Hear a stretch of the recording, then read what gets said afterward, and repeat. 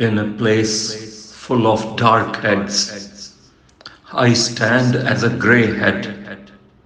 In an industry ruled by youthful looks, where models don't last beyond tomorrow, I stand as this weirdo, as this strange creature who stepped out of some dark cave and ruled the industry.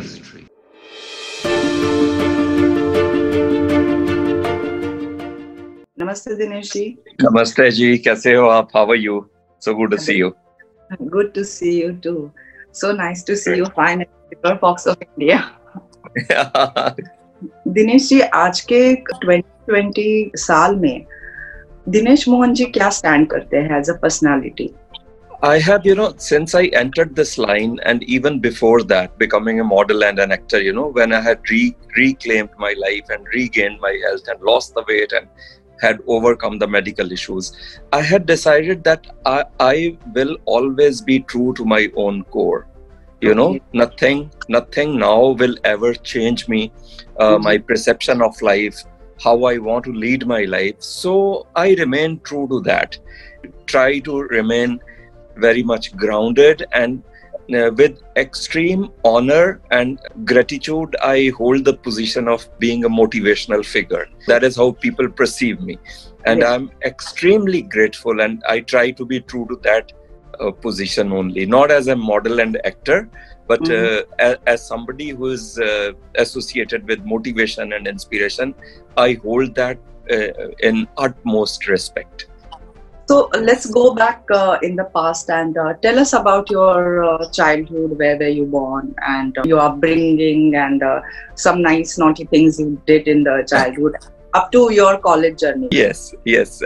I was born and brought up a place in Haryana which is called Rohtak, and I have two elder brothers, and they were there at that time, and parents were middle class. Both of them were teaching in colleges. Both of them happened to teach English literature. So we had an environment of, literature and books and magazines, and, our father and our parents would, take very good care of how we eat, how we behave, and the manners and the table manners and things like that. They were very, very particular about all these things. And of course, we were very naughty kids, and we were three brats in the house. So, and that kind of childhood. But having said that, I was always, I had some kind of life going on in my own brain and in my imagination.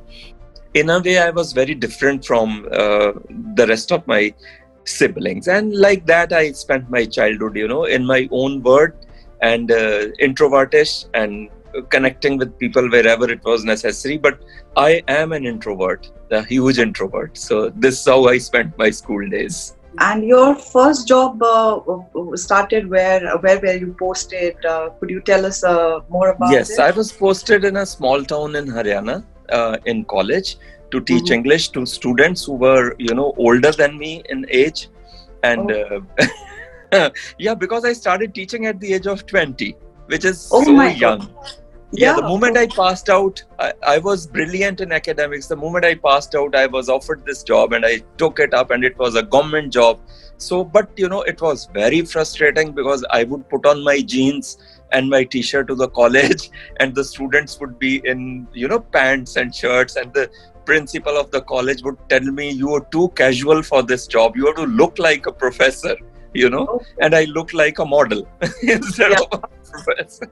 So it was a frustrating experience. But then later on, I was promoted to the administration of education, and I was posted in office, and we used to look after higher education and the universities, and that was a totally different profile than teaching. It was an administrative job, and I had to the policy making and the funding to the colleges, and scholarships and meetings with ministers, education minister, chief minister, and all those things. So that job suited me much better then.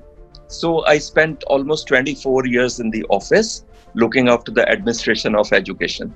How the transformation started happening with you in terms of when did you realize that you have started going down? Apart from those 24 years of steady, nice life, what was the first point when you thought I'm I have started going down. It was very sad realization, and best day was when I decided that I have to take voluntary retirement. It was the saddest day of my life when I decided that I have to give up this job. Whatever benefits I had, my pension and all that, I have to walk out right now if I want to protect all those benefits.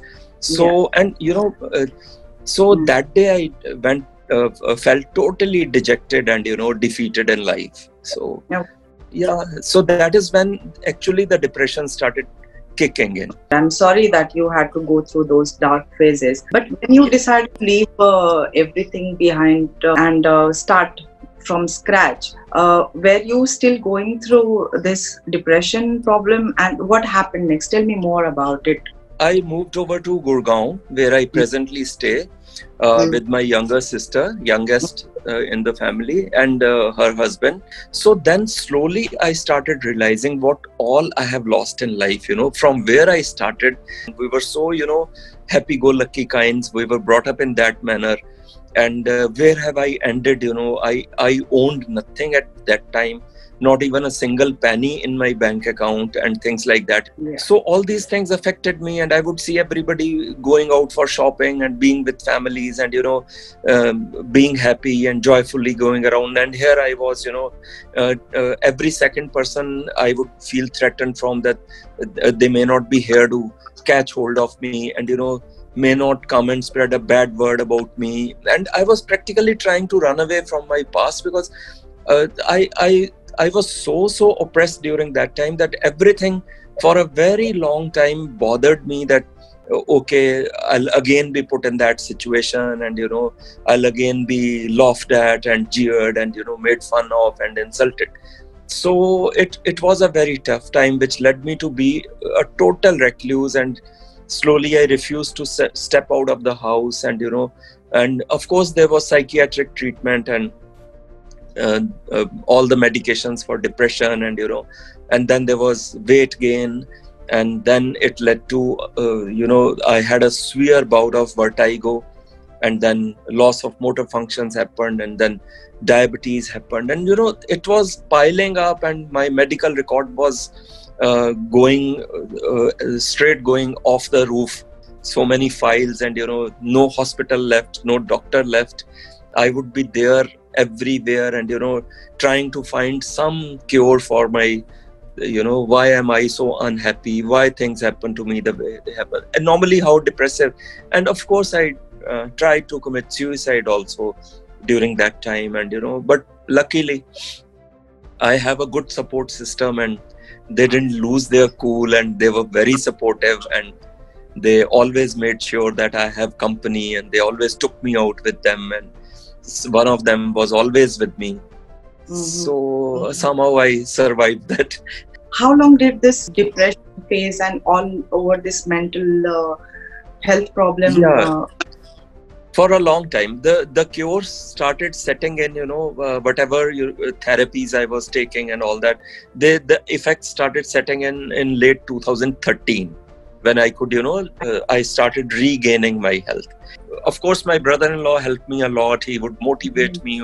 And by 2014, thank God that I had lost the weight and I had started walking again, though in very hobbling kind of manner, like a drunkard and all, like a baby. But I never gave up. I used to challenge myself at that time. I would deliberately leave the car and start walking towards wherever I wanted to go. And I would reach, I might take walking 1 kilometer, 4 hours I might take, taking breaks and all that, but I made sure that I walked. In depression, I guess what happens internally, people cannot see it. What changes people had seen when you were depressed? I was trying to destroy myself, because I was made to believe that I am not good at anything. So I started hating myself, and I would, suicide is one off act that you do and you finish everything. But still, I wanted to live somewhere, but I was slowly trying to destroy myself. So I would go on eating and crying all the time, and I would totally refused to socialize, no relatives, no social functions, no going, because I had developed this complex about myself that I am not good, I'm good for nothing and everybody is laughing at me. What led to that one thought of, ending this beautiful life? Yeah, it was always, whenever I thought of finishing that life or suicide, was that I'm good for nothing. I'm letting everybody down. And again, this thing about coming up to others' expectations is such a killer in life, such a killer, that people who are bad to you, they also fill you with a complex that you are not coming up to our expectations, you're not improving. And people who love you, they also, indirectly infuse you with that complex at times, that okay, you're not loving yourself and not coming up and not improving again and coming up to our expectations. So both the things would boil down to, me hating myself, that I wasn't good enough there. In my past life, I'm not good enough here because I have such supportive family, and again, I cannot cure myself of. And slowly this changes in me, that okay, I have to do it for their sake, because they were so loving and so kind to me. What happened that sparkling day, one day that changed everything? So from 135 to first 25 kilos, when you lost, you came down below 100. How long did it take? Entire process took me around 8 to 9 months of losing the entire weight. And I would step on the weighing scales on Sunday only, not on all days, because I didn't want to demotivate myself. But every Sunday, every week, I would have lost, say, 3, 4, 5, 6 kgs. And that would make me very happy. And, I would reinforce my diet, and I would talk to the dietitian on phone and give up on more things that she had suggested, because it's very tough to part away with milk and sugars and the things that we Punjabis are brought up on. Of course. So but I was very particular about my diet, very, very particular, like hell. There was no cheat day, there was no temptation, and I was totally focused, because I was always a very focused person on my work or the job. So I was very focused on my diet, like anything, nothing. And I started going to family functions and the weddings of kids of cousins and all that, but nothing would tempt me to food and all that. And I would get compliments, and all the photographs that I have during that phase, they have me smiling, fully year to year. So this 9 months, how did you motivate yourself? The weighing scale, of course, it kept me motivated. The compliments from my support system, and the gains in my health, my mental health and my physical health, my medical condition. And I guess within 2 months only, my diabetes vanished, because the doctor had assured me that if you lose around 10 kgs, you won't have to take medicine, but you have to stick to your diet of no sugar and all that. Slowly all those started vanishing, and and my panic attacks stopped. I started driving again very freely, which was a passion. And I would put on the music at full blast, and I would roll down the glasses of the windows of the car. And I had long hair at that time, and I would sing at the top of my voice and race up the car so that the hair go flying and let everybody watch. 9 months of recovery, coming back to life, that is kind of inspiration itself. Let's go to the day when it changed and you were entered the world of Glamsham. So your first break, how did you get spotted? And see, the physiotherapist I used to go to, so that physiotherapist was a very kind-hearted boy, and he said that you are coming out like from an ugly duckling to this beautiful swan kind of thing. So why don't you try your hand at modeling? I told him, go take a walk. Yeah, modeling and me, I can never, because I still used to think as a fat person. So many years of practice of saying no to everything. No, I can't do it. So, but then there was a journalist, and there was an article of before and after pics. So one fine day in December 2015, middle of December, I got a phone call that this is that guy from this modeling agency, and I'm a talent spotter, and would you like to come for an audition, because we've seen your pic and we find your personality very fascinating. And my sister had one day before that picked up my phone and already told them that okay, I'll do that. Yeah, she thought the agency contacted them themselves. I said, no, I can't do it. Yeah, what the hell are you talking? I cannot step out and in the spotlight, so many people and all that, and I don't look good at all. They're mistaken, because I still had those hanging skin issues, and I still have, because I'm not perfect after 135 kgs. I'm trying. It's a process of building myself up, and I'm never happy with the way my body looks, and that happens when you have. So, but then, my brother-in-law said, no, nothing doing. You have to go. You have to listen to us, and you don't stand to lose anything. It's not a question of life or death. Even if they reject you, you come back home and be what you are even today. The same Dinesh Mohan.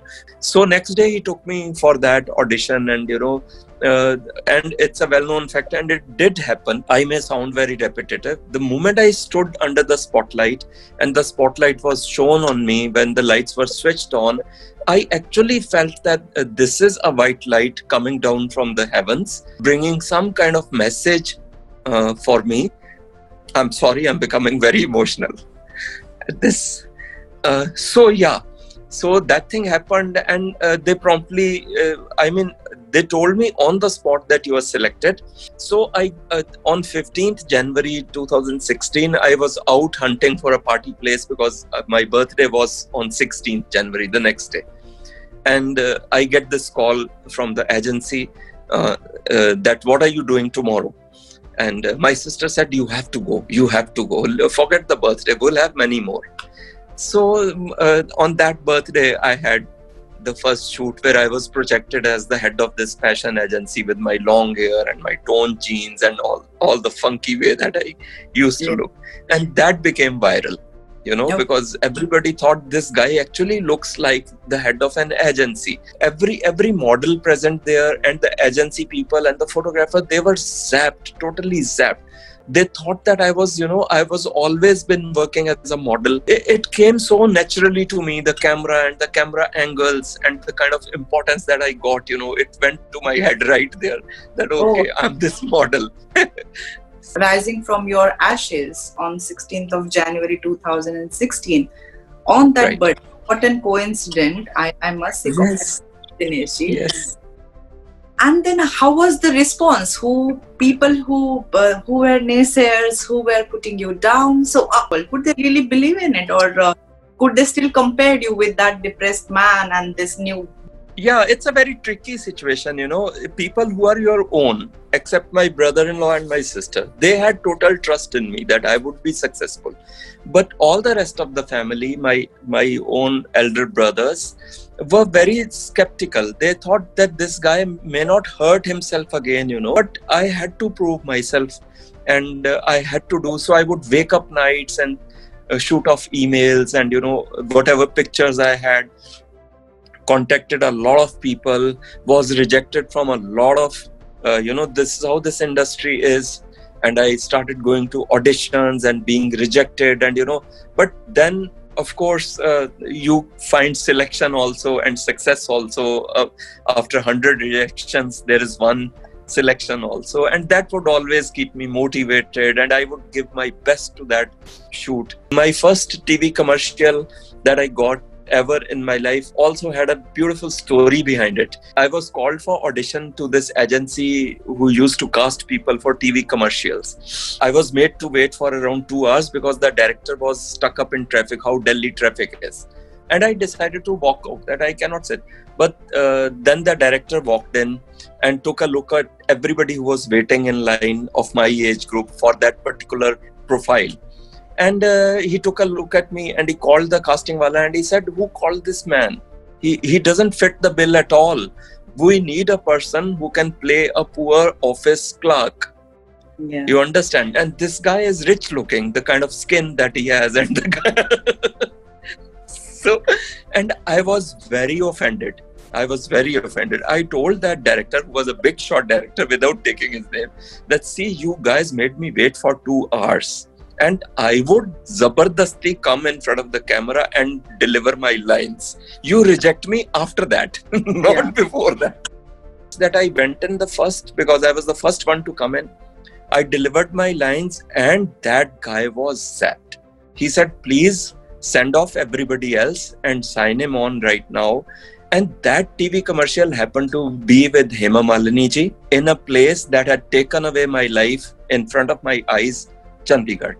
It was very surreal, and that TV commercial is there available on YouTube, in which I project a very poor clerk with putting on all those drab clothes and all that. And then Hema Malini ji comes in as an angel and, gives me my home and all that. So it was a beautiful experience. So apart from ramp modeling, what all that you have been doing? By that time, I had become the star of TV commercials, That one commercial with Hema Malini ji, and then so many other commercials happened. So here I was, shooting with Raveena Tandon. You must have heard her name, in Jaipur, in a beautiful exotic palace called Samod Palace. It's a beautiful heritage building. And, I was playing her father, and there was another actress who was playing the younger sister and Raveena. And it was a marriage sequence. And in the middle of everything, I get a call from a person with a very strange South Indian accent. And he started speaking in Malayalam. So I told him I'm not a Malayali and I would not. He said, your name sounds very Malayali, Dinesh Mohan. So we have a lot of Mohans here in Kerala. Yeah. So I said, no, I'm sorry, but I'm not. So he said, see, I had gone to a barber for a haircut, and I asked him to show me some trendy hairstyles, and yours was the first pick. And I happened to be making a movie, Malayalam movie, and I would absolutely love to have you as an actor to play the second lead's father in that. And luckily you are a Punjabi and the character is that of a Sardar. You'll be tying a pug, and can you speak in Punjabi and all that. So I sent a phone audition right there and then from the sets of that. And next day I was locked for that movie, which is called Happy Sardar in Malayalam. It was a beautiful experience. The movie became a hit and it was aired on TV, premiered on TV last week on Surya channel. So that was the first break. Got called for Bharat with Salman Khan through Mukesh Chabra casting, and again a phone audition, and I got the part. And of course I shot with the Salman Khan and the heartthrob of the nation, Katrina Kaif, and all those crazy things happened. And then of course Sant Ki Aankh happened, and which remains the closest to my heart till date, because it was a motivational tale of two women going against all odds and coming up trumps and become this shooting champion. And I played a role of a man. I'm the only person who is a positive character who supports his wife and carries her things and things like that. So on the sets I thought I'll come across, people will make fun that he's carrying his wife's purse and all that. But the director assured me that I know what I'm doing. So now when I watch the movie, it comes across as a very positive character, and which challenges this Indian notion of the husbands not giving a helping. They should not help their wives in anything if you are a man. So it challenges that notion, and I'm very happy and very proud of that movie. Talking about all that journey, which is just absolutely new. 5 years back, it was different. 10 years back, it was different. How do you feel? I cannot describe that in words, because he was a person, who was always at home. And I have traveled to all the exotic places in India and abroad. I have shot in Thailand and all that. And, and all the places in Punjab, Kerala, Andhra Pradesh, wherever, so many places. And at times I feel actually that how come all this has happened to me? Like for this movie, that Bollywood movie, which we had started shooting, but we had to postpone the shoot because of the lockdown. My scenes were being filmed in the Golden Temple in Amritsar. And, I was standing there and I was thinking, oh God, I must have done something good in life. Somewhere down the line, I must have been right somewhere, and thank God I clutched on to that right thing. And jitna bhi mujhe problem aaya, I didn't leave my truth and my feeling of being right ever, and never broke down or gave in to the negative pressures at all. Would you like to say anything to our viewers for my channel, My Rising from Ashes? Yeah. So I am absolutely lucky that I'm being interviewed by somebody like you, because while we were talking, I could, understand that you yourself are a fighter, and you're coming up trumps, and I wish you all the best, and wish the best for all the viewers, and God bless you all. Fight on, be brave, and you'll come out of whatever issues you are facing. And I wish that nobody faces any issues, but life doesn't end like that. Be brave, life remains beautiful. Just clutch on to that one ray of hope, and you will be out of this very soon. Dinesh, last appeal I want you to give it to our viewers, of course, that ask them to come openly. People have this misnotions that if they talk about it after the recovery, they end up thinking people might judge them. So would you like to appeal to all those people who have risen from ashes to come and be open and help others to to share stories? Yeah, see, it takes a lot of courage to talk about your past. My past always gave me shudders, and I was very scared and fearful of being, discovered by people from my past, and they would come and declare that this guy is not what he's trying to show. That kind of fear, because every story has two sides or many sides, but your truth remains your side of the story, right? So it takes a lot of courage to face the judgmental people again, and throw yourself open again to opinions. But I am doing it because I'm not being paid for this. It. The only factor involved here is that I want to help people who are trying to struggle with their issues, and anybody is open to interaction with me also on social media. Whatever questions you have, I can't address them as a professional because I'm not a counselor, but I can reiterate my story if it can help you. So please be open about it. Help everybody as a human being, because your story might be very small or very big, but you have to help the other people. And please open up and speak about your struggle and your having, overcome whatever issues you had in life. So please do that.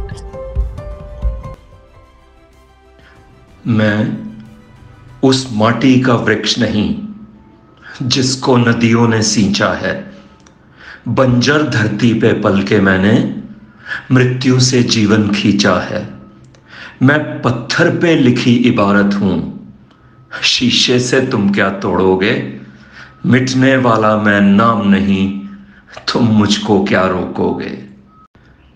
And when it's evening time and stories are being told, please tell them he woke up in the evening of his life and grabbed the sun with both his hands and brought it back.